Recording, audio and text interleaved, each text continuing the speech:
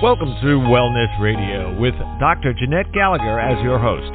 Her show discusses topics of health, wellness, and spirituality, and is about discovering your place in this great universe, from your cells to the cosmos.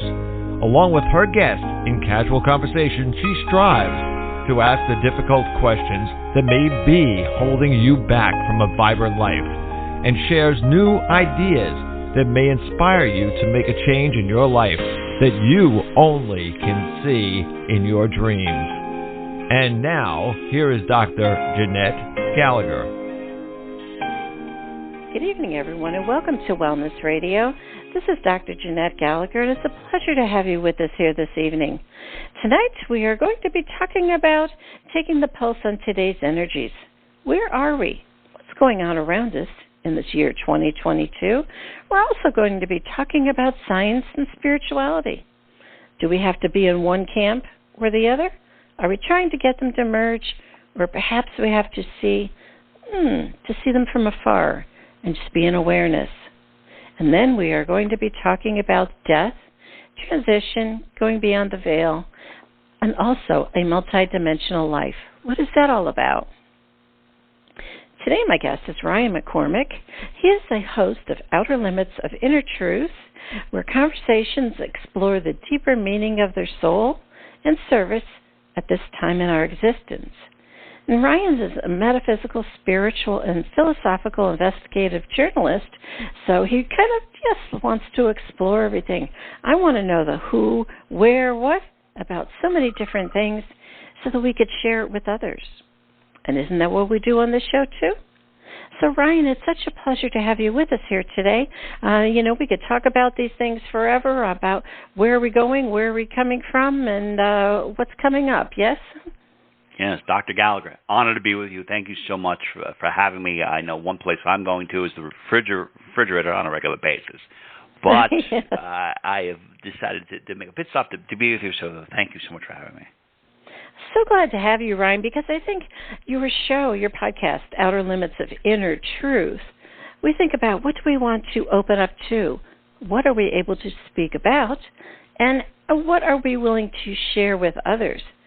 Don't you think that in the year 2022, people are more open with their deeper experiences and thoughts and they're starting to share them?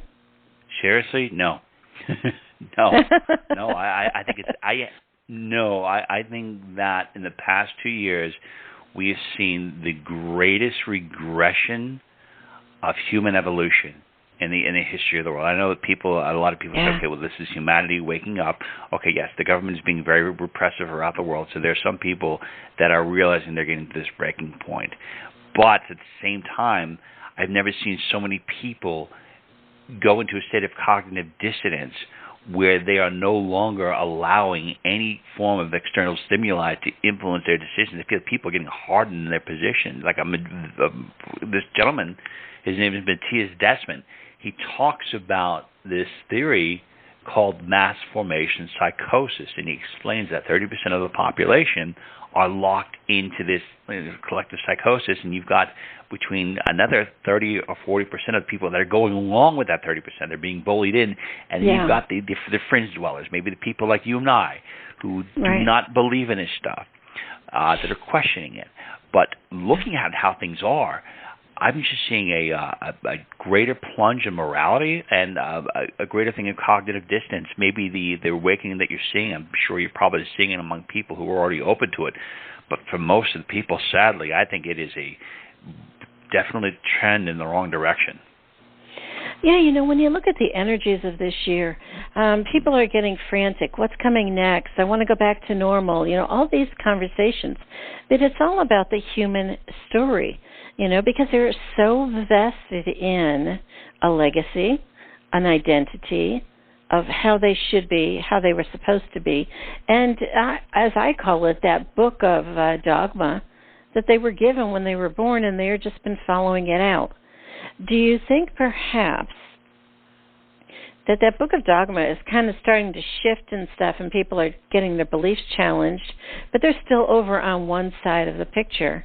And those of us who kind of have kicked that book to the curb and live in a different essence is on the other side. So we're really getting a greater divide now? Yes. Dr. Gallagher, I think you really get on. That's a really interesting point here. A gentleman I used to consider to be a dear friend and teacher, Stuart Wilde, talked about an ego death. The world was going to have a collective ego death. And I have experienced at least two of these. And it's what happens when all these beliefs that are there, I realized that they were not serving, but because I was so completely attached to them when the beliefs died, I felt like I was dying inside. And do you experience that? It's traumatic. It's terrible. It's hard. It was definitely for my greater good. I can't tell you how much I appreciate it, but I think a lot of people could be reaching that point right now where even though they are moving in that cognitive dissonance, they're at that breaking point where they're realizing, I'm like, hey, these things that I once believed are no longer serving me. I mean, you mentioned the idea of the stress with the economy. Yeah, things are getting really bad. And if you look beyond the metaphysical aspects about it, the people who are talking about what's really happening is that the world's going to go into the worst type of depression we've ever seen because of the reckless monetary policies on a global scale. Right.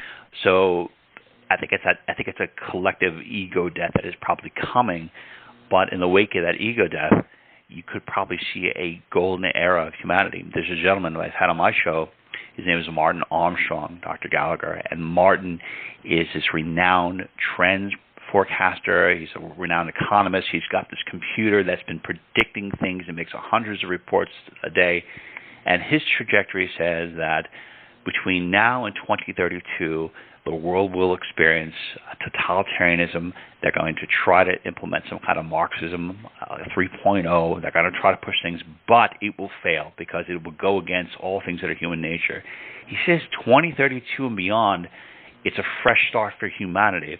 And looking at the history of the world and looking at, I guess, some of the patterns that we see, it seems that upon a traumatic event, whether it be individual or collectively speaking, there's that opportunity for growth. You can either be broken by the experience or you can grow from it. So I would hope to believe that there's going to be a number of individuals. It doesn't matter how many of them are, but the strong individuals will survive this and will create a different reality, at least in some parts of the planet, that exemplify a renaissance. An era of history or a period of time that maybe we both long for, where we don't have this ego-based death cult running our lives.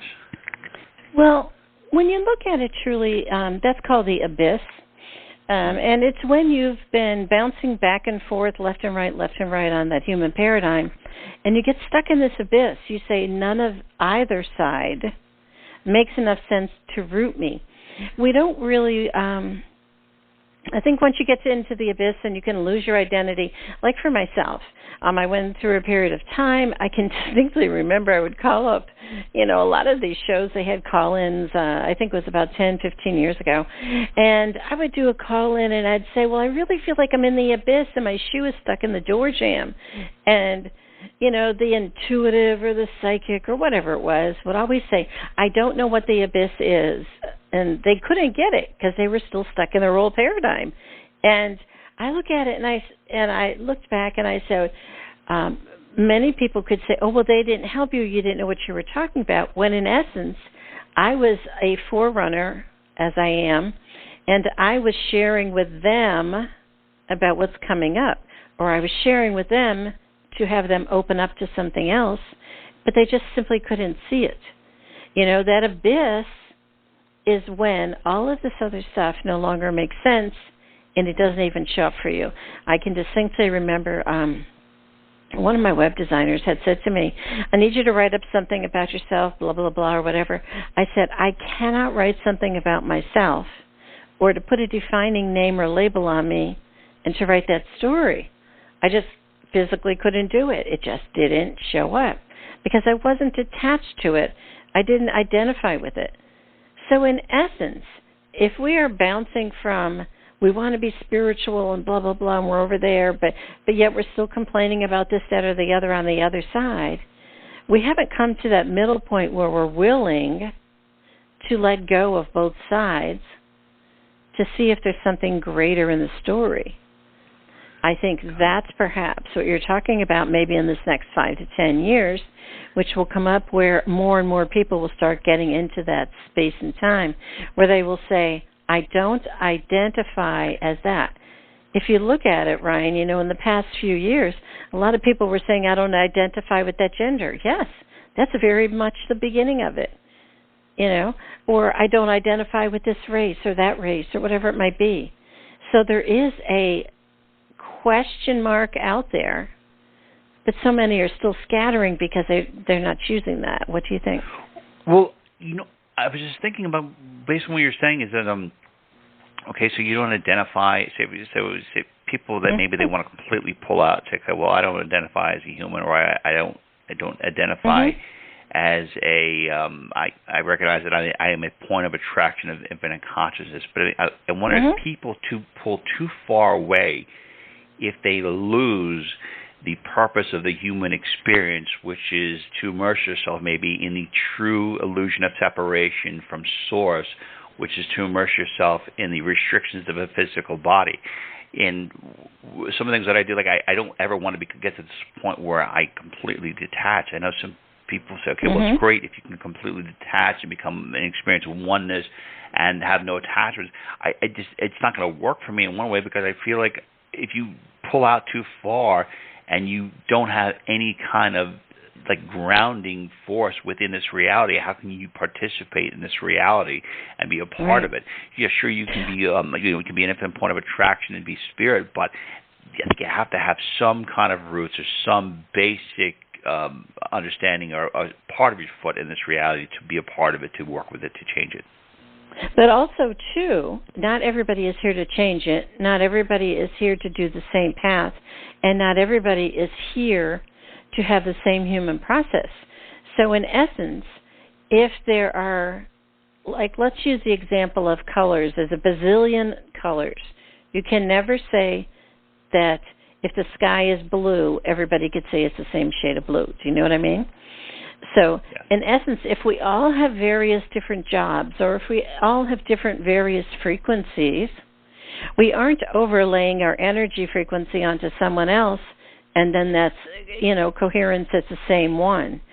There's such a span of that. So, in essence, that may or may not be your job, but that's certainly not my job. My job, I live in the ethers. That's always been that way. It's always been that. And I don't identify with, identity and all that other stuff.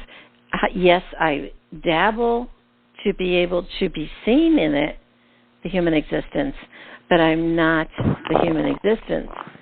So do you think that perhaps we can say would be an allowance for everyone, no matter where they are on that paradigm? I think they can be, but people, maybe they can find out what their purpose is.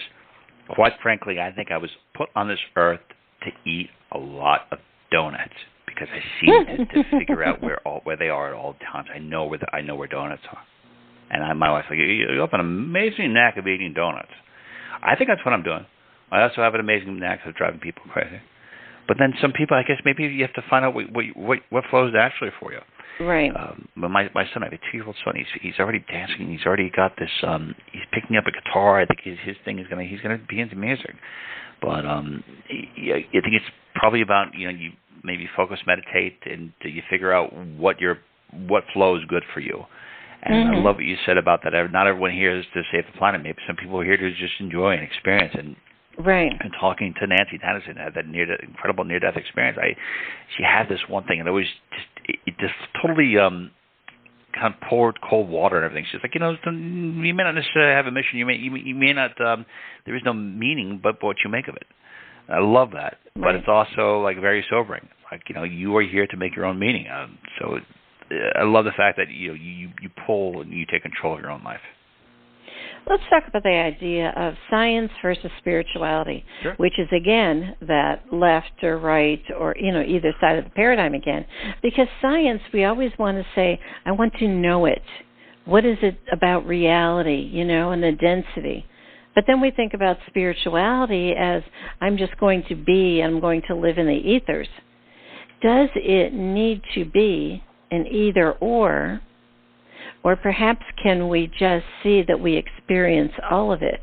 You know, so many times, a couple times I had someone on and they were a astrophysicist, and we had the most dancing conversation about quarks and quantum energy and everything, and it was just the greatest time.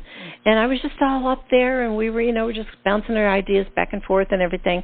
And then you look at the what was it? The Hadron, you know, thing in Switzerland that had just been reactivated again.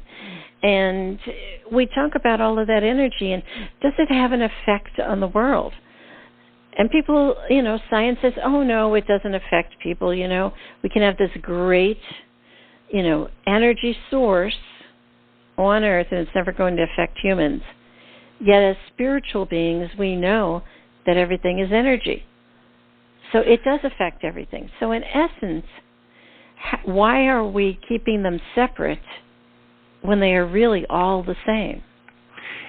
It's a great question, and I have no idea. I have no idea why people think that science and spirituality should be fighting with each other. Well, you know, what do you think reality is? Reality is a manifestation of creation, and like all physical reality is a manifestation of something that has occurred on the astral plane or is in the mind of source of the infinite consciousness.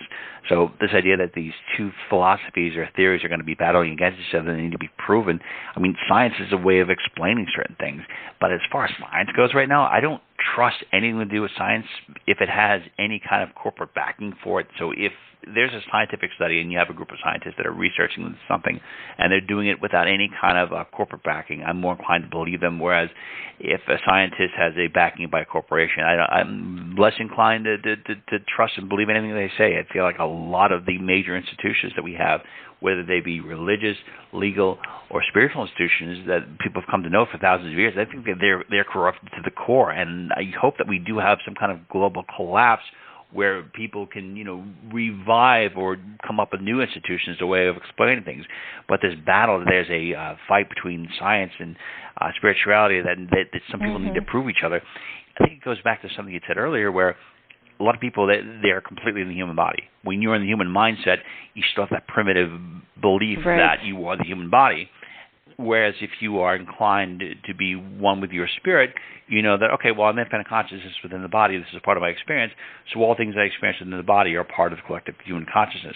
So I just don't understand why there should be a battle. So on Out of Limits, Infinite Truth, my show, there is no line. We just, information comes, whether it comes in the scientific form, whether a person tells you something that they're feeling intuitively, the information is coming, and that's how it presents itself. You know, we talked a little bit before the show, and you analyzed, and you brought something to my attention, and it was kind of interesting because when you were saying something, I was at the same time brought to your attention that I was seeing signs that would indicate that validated what you were saying. So it's like you live in this reality and you perceive reality, but you see these signs that are all different places. So whether it comes in the form of science or metaphysical lessons, I think that it's there. But to cut one off and to try to use one philosophy and to invalidate the other, I think is really pointless and counterproductive. Don't you think that over the decades, many people, if we look back, I mean, I'm over 65. I look back at the 50s and 60s when I grew up, and, you know, mental hospitals were abound. They were everywhere. My grandfather he was an orderly at what we would, you know, passionately call the nut house. That's what he says. I'm going to work at the nut house today, you know, and because what it meant was is that it was someone that was disconnected from the world, but when he got there, his compassion, his caring for the people was something so different. And then it came to be, well, who is the one that's really out there? Who is the one that's disconnected?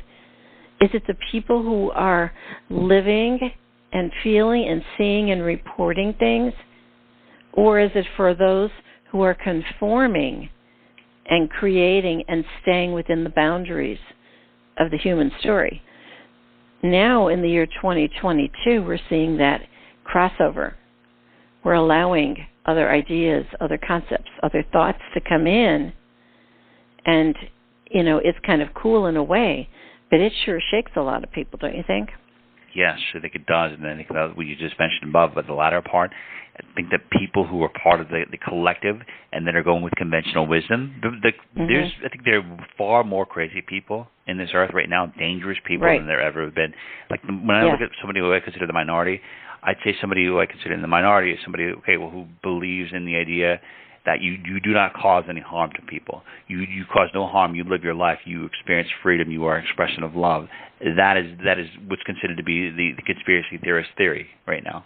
Because most people are into collectivism, they're into statism, they're into infringing upon the will of other people. And whether they openly say it or not, if you support people using violence against others and you're okay with that, then you're part of the problem. And this line of collective wisdom being somehow being part of enlightenment where most people believe something, that means it's true. I don't think so at all. I think the real true rebels and the carriers of light in this world are the ones that are willing to live their life and not infringe upon other people and just show compassion at all different levels. Like a lot of people like you and other people are willing to show compassion and to not have the resentment or hatred towards those who are perpetuating the violence upon others, whereas I am definitely not one of those people. I have a lot of resentment, and I do have anger towards those who would infringe upon other people, that would perpetuate violence upon other people. I think that the tyranny is at its peak. It's going to get progressively worse. And those who are not part of the solution, that are not pushing back with love, that are not standing up for the rights of others, I think they're just part of the problem. So it's a crazy time we're living in. And whether or not humanity prevails, maybe that's just a human thought, but I like to think that the spirit, collective consciousness, God, source, because we have so many different movies and shows that we have over the years that show good triumph, that shows that good eventually wins, I don't have to think that we'd win. We have so many movies that show that good wins in the end, so I hope good prevails in this case. If we look back at it, I mean, like if you truly take a million-mile step back and look at the story that's been playing out, we look at it. Mental health has been defunded. There's so many mental health hospitals that have closed over the last two decades. And we say, well, now we have more mental health issues than ever. It's because, in essence, perhaps the source energy or perhaps the God above or whatever you want to call it has said, we are now going to allow you to not hide away the openness of people, of asking questions, of seeing the human's existence and the human plights and the human stories and the human tragedies. We want them to be forefront. We want them to be on your streets as homeless. We want them to be angry and being criminals. We want them to be there as wandering people who seem lost. And even if we look at the last 2 or 3 years, we want people to see that you just go in and you just die. You just, something from the ethers, and you just die. And you don't have the control. So in essence, is it not, if we could stop for just a moment and say, I don't have the answers, I don't have to have the knowing, I don't need to define it, put a word or a label on it, I just need to breathe and just be in presence. Isn't that the only gift we can have? That's it. All of this other blah, blah, blah, blah, blah means nothing. It's a human story, when in essence just a breath of the moment is all there is. Dr. Gallagher, I'm so glad you mentioned about breath, and I think you make an excellent point. Yes, I mean, being calm and being present in the moment is fantastic. There's a gentleman who, I'm going to find him. I'm going to have him on my show, and I'll bring him to your show, because I just found his talks really interesting. It's on this website, YouTube channel called Be Inspired. And what he was talking about, how in the 1800s and the early 1980s, people were breathing about 7 breaths a minute. And now today they're breathing in about 18 to 20 times a minute. And he's saying basically what this means is that people are in a state of perpetual fight or flight. They're in a perpetual state of fear. And when you're in a perpetual state of fear, you can only imagine why so many people out there are not having good mental health. On top of the fact that if you look in the media, they're bombarding you with fear all the time. You've got reminders in public of people being afraid all the time. So when we talk about collective mental health going down, yeah, it's not surprising at all. But then you have to ask yourself, okay, well, what can you do about it? There's this book, or the ways that are called Healing Your Shadow, Processing Your Shadow. Stuart Wilde talked about it. There were a couple other psychologists that talked about it, where you go through and you love all the aspects of who you are within that human being, all the personality traits you have, all the things you've done, who you are. You brace it in so you don't have this inner conflict. I would say that's probably one of the greatest things, at least that I've done, that's helped me to find some inner peace. The meditation's been really helpful. But just what you said before, just simply breathing and being present and not being part of this collective psychosis and just showing love and being light in a dark place, you're doing so many more things and being so helpful beyond you cannot possibly imagine. Right, because also, too, that's truly about the shaman journey, as so many times I've gone back and picked up parts of my soul where had it been left before. I can distinctly remember I would see this little girl in a corner, a little blonde. She's probably about 4 years old, and it was at the mental health hospital. And I was in an angel form above her, and I went and picked her up and brought her home. And that was part of myself, my soul. Or when I go for some of my past lives, and I'm walking around, here where I live in New Orleans, walking on the streets, I'm getting the story, I'm feeling the sense, I have panic, I feel all of these different things, and I go through the story, and I say, that's part of my soul, too. And I just honor it. I just experience it. I just sense it from every single form I possibly can. And then I say, thank you for the journey, and it's now time to return to source. Once I do that, that door has closed, and then you just are back into a more collective sense of soul. In essence, that is how we are ascending. To get to a vertical kind of ascension and out of this left to right human paradigm is to collect all those pieces of your soul of the past and just go forward. That is pretty much where we are today, where all of this metaphysical, this paranormal, this spiritual, philosophical, esoteric talk is all about is that ascension moment. And when you have that ascension moment, none of this makes any sense, right? I don't think it makes any sense, no. I don't know about you, Dr. Gallagher, but the more I explore, the more questions I ask, the farther down the rabbit hole I go, the more I don't understand.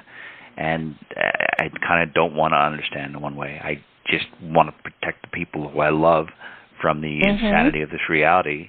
And I've always thought to myself, can I ask you this, and can I ask you something what you think about this?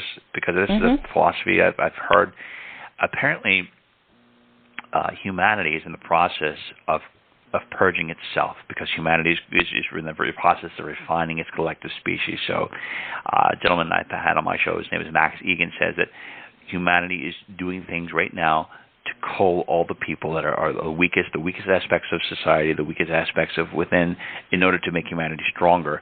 So it's putting out diseases, it's putting out things, it's manifesting all these terrible things right now in the world in order to refine the human race, so only the strongest are going to be here. It seems like a very strange philosophy, but then I heard someone else talk about it, saying, yeah, that's how people get stronger, when they survive certain things. So what do you think? Do you think that humanity, collectively speaking, has manifested all these insane events in the past 5 or 6 years in order to test itself, to refine itself, to only allow the strongest human beings to be on this planet at this particular time for something else greater that would come in the future? Because Dr. Stephen Greer, who is a gentleman who's part of the UFO disclosure movement, says that beyond our world, there are other planets that are at a type level 1 or 2 or 3 where they have interplanetary engagements, and the races are all, collectively speaking, at peace with each other. So do you think that this is part of that process, theoretically speaking? I think everybody's trying to suck us all in as they believe to the human story again. Don't forget, humanity means nothing when you're in a source energy. When we think about the death idea, and someone dies, and they are then in spirit form, in energy form again, do you think that at all they have zero connection with this life, with this human story anymore. It's just us that conjures it up, that says, oh, well, that's what that is, blah, blah, blah. I want to know if my loved one who passed on is still in pain. I want to know if they could tell me a story. I want to... That's us. We're the problem. Humanity is the problem. We're trying to concise it and rationalize it using the mind again. You see? So all of these things that are coming up are just mind cofactions to create within the density to be able to have something to attach to again. So to have a purge of the human race and to have things to clean up, it doesn't make any sense. We're to exit the human reality. When we exit the human reality, we're back to source energy again. The difference is that many spiritual leaders are saying, well, we're supposed to learn how to be a spirit form in this human reality right now. Not necessarily. We're here to be able to learn about energy, to be able to then ascend. That's it. Nothing else. Is that through the human eyes, though? Is that we're supposed to learn about energy through the human eyes? It's everything through this human eyes, but it's this filter thing that we've got. Do you know what I mean? It's sort of like there's days and times where I will just close my eyes and I'm just standing on top of the mountain, arms out, breathing, looking at the sun. There's nothing else. That's when I know I'm up there.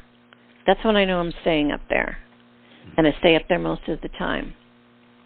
Because all of this other stuff is just an engagement to attach you. So can we learn potentially to be detached from the human story? I don't know if that's. I guess maybe it's on an individual basis. Mm-hmm. There are teachers that I've talked with that say, okay, it's good to meditate on a regular basis. I go through these spurts where I can go through maybe a week where I'll go into my little. I have a closet set up, and most people they put clothes in their closet, and I actually have a whole shrine in there where I go in and I go in there a couple hours.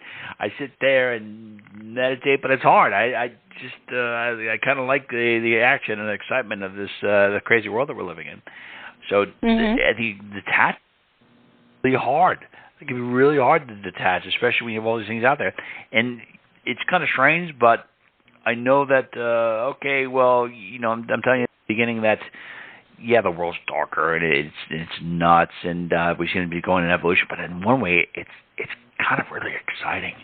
It's exciting to be a part of this period of time where you see so much history happening. You're seeing history happen in days that would happen in centuries, and it's exciting to be a part of it. And building up an institution would be great. I would actually prefer to evolve on the planet right now to see everything be destroyed than to be a part on the planet where everything gets built up. Because I just don't think, I think the building up process would be so boring, quite frankly. So, in one way, I think if you're here right now and you're on Earth, you came here for a good reason. You probably came here because this is the best seat in the house for the sporting event on the astral plane. This is the Super Bowl of chaos. Right. But, in essence, I want to talk about this in closing, Ryan, is that I see... many times people will say, well, you came into the human so you could learn how, to help with others. But I'm 90% in spirit form, and I'm looking down and sharing with others what it looks like from up here. There are many people who have gone into human form to help people to lift them up from the human side, you see. So there's two different sides there. That's the difference. Pretty much I stay up here and I'm sharing what's up here. And then you're sharing from here, this is what the human is all about, and let me show you how, and then you're lifting them up from your side. But see, we all exist within. I mean, it's all there. It's not separate. You're not separate from me. I'm not separate from you. It just all exists at all times. Let's think for a second about living, about death, about out-of-body experience, about near-death experience. You're just transitioning your energy into any moment in time, into one of those phases, right? Let's say when you go to sleep and you go out of body, right? Your energy is moving, but your humanness is still sitting here, right? Yeah, seems like it. So in essence, you can be in all these places, right? Same thing when people say when they go into meditation or whatever, and they're in this other place in time, I can go into meditation in 1 second and back out of it again in 1 second. I don't need time for it. But the point is that we can always take our energy to move within these different spaces and times. Do you know what I mean? Yes. It's just our human density that we don't have to carry with us in all those places. The human density in the body, something I've always thought was a little interesting is that, okay, your soul has a vibration. Apparently your soul is a frequency based on whatever path you're on, and you've got a body, and in your body, I guess you kind of, I don't know, gel with that body based on what's in the body. And I always think it's kind of strange that some people, I guess it could be spiritual, but then they don't treat their body really good. And I always wonder if the spiritual, mental, spiritual, and physical are all part of one and the same. That if you align all three properly, and you respect and revere all three, that you maximize your, I guess, ability to, receive influence or receive, I call it knowings from spirit, or become more with spirit, where you have less of an influence on what the body is doing. Because the parts of my life where I have been most out of shape, I would say those are the ones where I've probably been most disconnected from any kind of knowings, were the part where I did not feel connected at all. So, you look at it, and, a cancer doctor can die from cancer. A cardiologist can die from heart disease. And, we want to judge them. We want to say, well, they mustn't have been good. They couldn't take care of themselves, blah, blah, blah. When in essence, it just was a process. That's it. The human body is a vehicle. It's not you. It's a vehicle for your spirit and your soul to have an existence at this time. When I went in, there was 2 years that I was in open heart surgery. And day after day after day, when you cut open a patient and all of their blood goes into this machine on the other side across the room, the perfusion machine, and the person's really, not really alive. You're turned off. And so many times I would stand there and I would say, where is the patient? Where's the soul? And I would have a sense of an essence above in the corner. And it was sort of like a little ledge. And they would be sitting up there watching the operation. I go, oh, this is cool. Oh, this is awesome. Look at this. I mean, my father just had quadruple bypass and valve the same day. And he's 88 years old, And it's like, whoa, we shouldn't be doing this now at this age. However, he did it. And I went in and had conversations with him. We were sitting up in the corner of the room and just saying, that's awesome. And he's going, oh, cool. Did you used to do this before? And I'm like, yeah, I used to go to these all the time and blah, blah, blah. We have a conversation. And then he came back and he says, oh, I'm really tired. I don't want to watch this anymore. So he kind of descended back in his body. And then, I would hear the machines going off and all this stuff. So in essence, the body is a vehicle. You can exit it many times just as a near death or out of body. And the idea is that when it's death, it's just another phase in time. So why are we so stuck in trying to fix, judge, and make things perfect? Because we believe that's the only way. I have no idea. It's, I guess it's going to be one of those questions, and sometimes you have to ask, it doesn't need to be fixed. It is part of the process. I mean, by trying to fix something, are you denying yourself part of the reason why you came here for your evolution? There are a lot of things that I've done where I've try to fix something.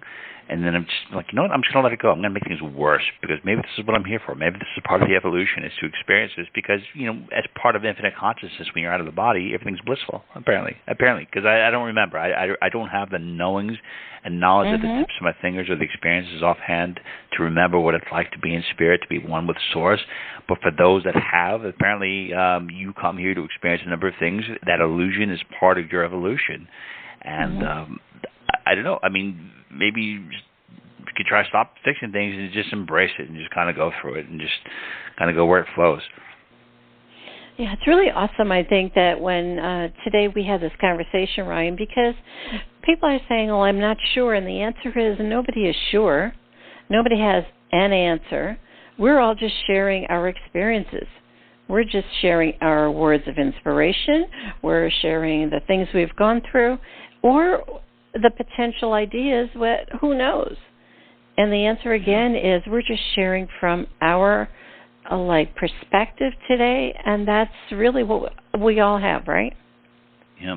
Dr. Gallagher, may I please offer your listeners just a quick piece of insight that I've had? Okay, so for those of you who listened to Dr. Gallagher's lovely show, take this for what you will, don't take it.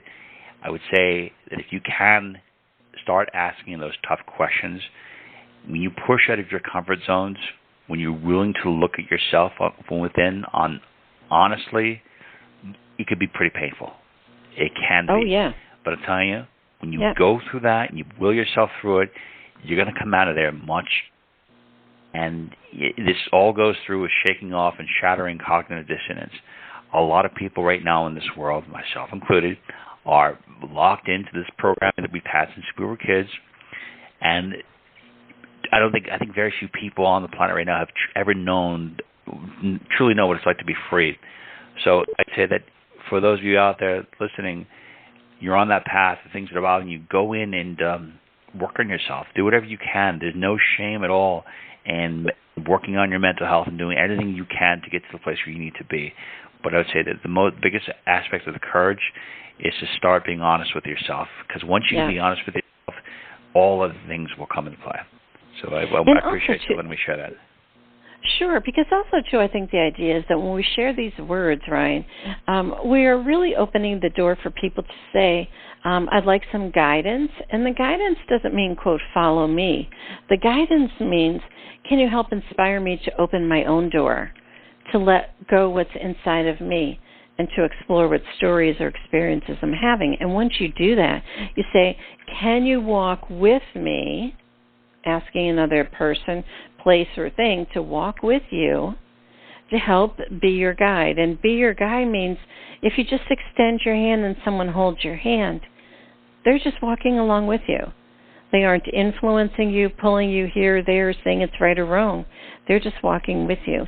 And isn't that what the human experience is all about? Because when your soul comes in, it says, I'm going to join forces with you. We'll walk this together. That's what source energy is about when you pray to God. Can you bring God into your human life? Walk together. Join hands. Isn't that perhaps the idea? It could be. I'm really not sure, though. I don't know. I really don't know. I know one thing in life is that I love my family. I live for my family. That's it. And also I like to eat donuts. I'm a huge fan of donuts. I love my family. Those are the only things I know. Everything else is subject to question. So. Well, Ryan, it was such a pleasure to have you with us. Can you share with the listeners how to find out about your podcast and your work? Sure. That would be wonderful. They can go to outerlimitsradio.com, and we'd love to have you on our show as well, Dr. Gallagher. But outerlimitsradio.com. We ask tough questions, deep questions, and we're all about personal freedom. And there is no doubt that I think we're on a very interesting period of time right now, and I appreciate all the love and light that you're bringing to this world, Dr. Gallagher, and it's an honor to be with you, and thank you so much for having me. It's such a pleasure to have you, Ryan. And yes, I'd love to be on your show. And boy, I think about having these conversations because many people have been open their whole life. Some are newly open. Some are just saying, I don't know what all this stuff's about, but it triggered something in my thoughts. And that's really what we want to do. We want to be able to open a few windows and doors and, shake out the fuzz and say, let's go on this journey together. So I thank you so much for joining us on the journey today. Thank you so much. If you'd like to find out more information about Ryan McCormick, please do click on the link on the bottom of today's show page to go directly to his podcast for more information and check it out and do listen in. Just as we both have for many, many years, there's a lot of other shows in our archives. Check them out because what it does is it inspires you. It's almost as if they are seeds planted and they're just there for you to be able to say, oh, that is awesome. I didn't know that it was going to be okay, but now I do. Thank you so much for joining us today. This is Dr. Jeanette-Gallagher. Until tomorrow, have a great day. Today we discussed many life-changing concepts. Who do you turn to and how do you know what is best when faced with a health crisis? Dr. Jeanette is a patient advocate. She listens to the patient, the doctors, and the family, clarifies the health issues and concerns, then helps the patient make the best choices going forward. If you would like help implementing change into your life and health, we can talk and see where you are stuck and how to improve the quality of your life.